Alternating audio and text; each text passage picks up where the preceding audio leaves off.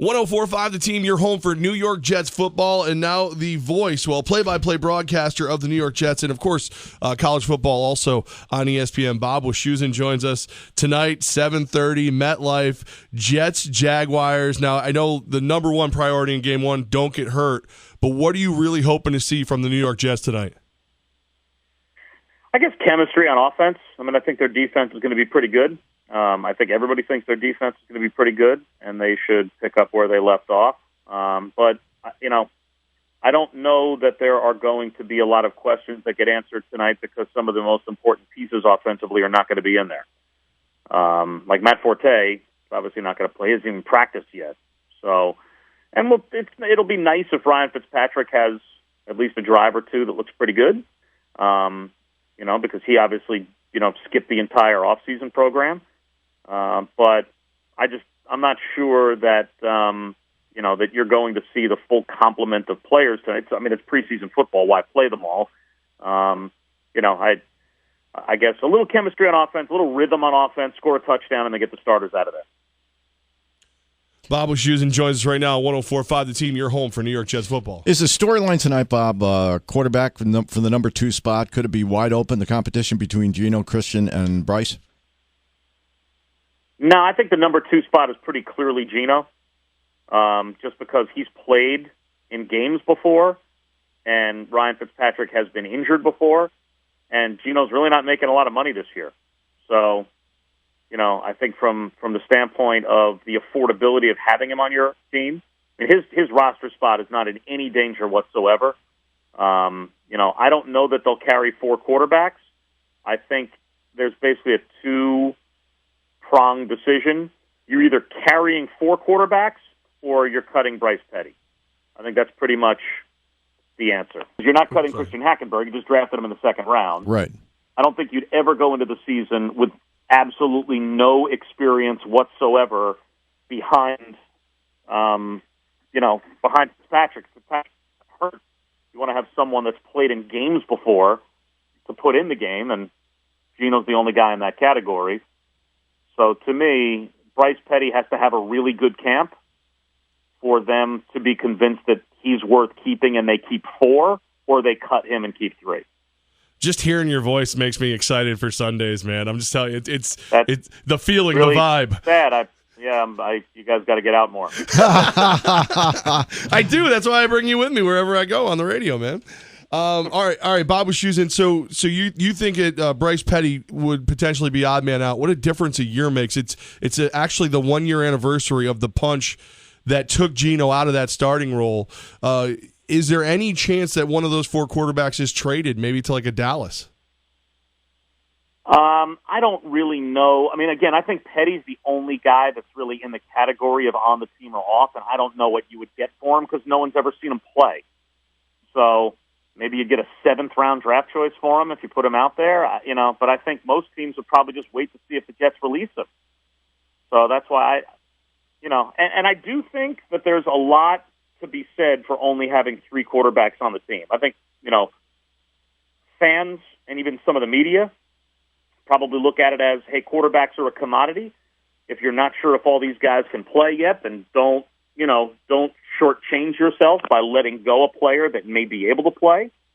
But, there's only so many practice reps to go around. And having been in camp 3 times so far this season, I've been to 3 or 4 practices. I've barely seen Christian Hackenberg take a snap. So while I think they're looking at him as just having a redshirt year this year, I don't know what good it does to have a quarterback just stand there with his arms folded, holding a clipboard all year, and he barely ever touches the ball. I was at practice last week. In 11-on-11 drills, I don't ever think I saw Christian Hackenberg under center. So to prepare your starting quarterback, to make sure your emergency guy is ready, your backup quarterback in case you need him, and to give reps to 2 other guys during the week, I just don't see, with the limited practice time, how that's developmental for any of these guys. So, if it were me, if I were running the ship, I would have 3, and I would release one of these guys. And I think, unfortunately for Bryce Petty, if they do that, he's going to be the odd man out. That's what I would do. And I have no idea what they're going to do. They're probably waiting to see how these players all play in the preseason, and maybe they're hoping that Bryce Petty is going to light it up in the preseason just to give himself the opportunity to make himself marketable so another team does want him. And maybe he will be brought in as a legit number 3 or maybe a chance to compete for a number 2 job someplace else. But I don't think he has any chance to compete for the number 2 job here. And I think his presence is creating a situation where you can't develop Hackenberg because he never touches the ball in practice. Voice of the Jets, Bob Wischusen. The Jets and the Jags go at it tonight in the first week of preseason at MetLife. Bob, at practice, what did you see from Jay Samaro? I've seen more than I expected to see, to be honest with you. I think that I think he's done a really good job, proving that he can play at this level, at least so far in practice. He's shown up, let's put it that way, and the Jets desperately need that. Last year, there were like 60-some-odd tight ends in the NFL that individually caught more balls than the Jets' entire tight end unit caught. I mean, the tight ends were a non-factor, completely invisible last year. Now, it's a little misleading because Quincy Enunwa, who's listed as a wide receiver, kind of an H-back guy, ran a lot of the routes that tight ends would run, but they want to have a tight end be part of their offense. And Jay Samaro, from a physical standpoint, is light years ahead of anybody else on the roster, physically, athletically, capability-wise. So they're going to give him a chance to play. I mean, he's going to be out there. We'll see if he takes advantage of it, can stay healthy, and can make plays. But, I think he's probably, from the times that I've been there, one of the most pleasant surprises so far in camp. Bob, how about defensively? What position battles or players are you looking at tonight? I guess corner is probably the most interesting. I think, outside linebacker obviously is interesting because another player that's really shown up is Jordan Jenkins, the rookie that they drafted in the 3rd round from Georgia. Lorenzo Malden will definitely start on one side. Jordan Jenkins is probably going to start on the other side. And then the other big position battle is past Darrelle Revis. Buster Screen, Marcus Williams, they're certainly going to play. Who is the starting outside guy? Who's going to become the slot guy? And can D. Milliner show them anything? He's been okay so far in camp. He hasn't really stood out, but he's been solid. But for a guy that was the 9th overall pick in the draft 3 years ago, his career has basically been an injury-riddled 0 to this point so far. So, I think he really needs to have a great camp to convince them that past this year he's worth keeping. And, can he wedge his way into a spot where, he's actually out there and has a chance to be the 3rd corner or the 4th corner. To do that, he's going to have to probably outplay Marcus Williams. D. Milner's an outside guy. He's not really a slot guy. Marcus Williams had 6 interceptions last season and didn't even play probably more than about 50% of the snaps. So, he's got the inside track, and deservedly so based on how he played last year. But you're talking about a college free agent from North Dakota State who right now is ahead of the 9th overall pick in the draft 3 years ago out of Alabama. That to me creates some drama at that spot in these preseason games to see if D. Milner can do anything to, convince them that he's worthy of not only keeping long-term, but just working his way into the depth chart this year. Bob Wischusen joins us, voice of the Jets, also all over the place, play-by-play for ESPN on 104.5 The Team. Bob, when you look at the Jets, the way too early prediction, do you think this is a playoff team this year? Boy, I think literally it's 50-50, and I think we'll know after the first 6 weeks. Just look at their first 6 games. They're brutal.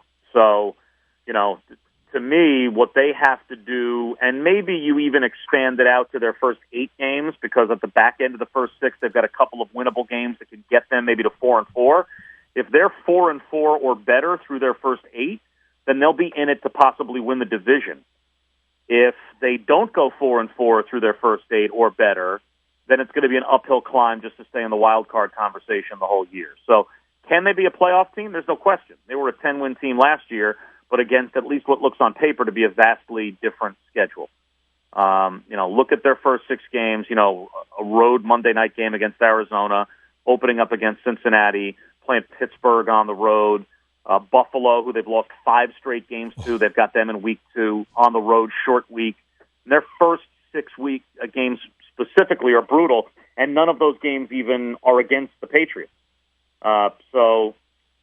This is a much, at least, and the schedule sometimes ends up looking a lot different as the season goes on than what you originally thought it was going to be. But there are some teams on the schedule that I have a hard time believing right now, 8-10 games into the season, aren't going to be pretty good. They're going to be an underdog in probably 5 out of their first 7 games. They're going to have to win a couple games in there that the odds makers are going to think they're not going to win. And that's just to get to, I think, even water and then have a chance in the second half of the season to make a run. They can do it. But again, a huge X factor is Fitzpatrick. I mean, he has to have no worse, if not slightly better, a touchdown to interception ratio than he had last season. It was about 2-1. It probably has to be 2.5, 3-1 for them to be a playoff team. And I mean, he can do that, but obviously no other general managers out there other than the Jets thought that he was worthy of the contract even the Jets gave him. So the rest of the league is skeptical. We'll see. Bob, did I just read that you and Marty are going in your 15th year doing Jets football? It is 15 years, yeah. Wow. Congratulations, man. That's amazing. Thanks. Yeah, appreciate it. We haven't been fired yet. It's been, we're proud of that. That's always a good sign. Yeah. Especially in the world of voice work and radio. You never know when you're going to walk in and walk right back out, but you guys are just too good for that. So 15 years, congratulations. You'll hear Jets football right here on 104.5 The Team all season long. Great, guys. Thanks. Appreciate it. Thanks, Bob. We really appreciate you. Have a great call tonight.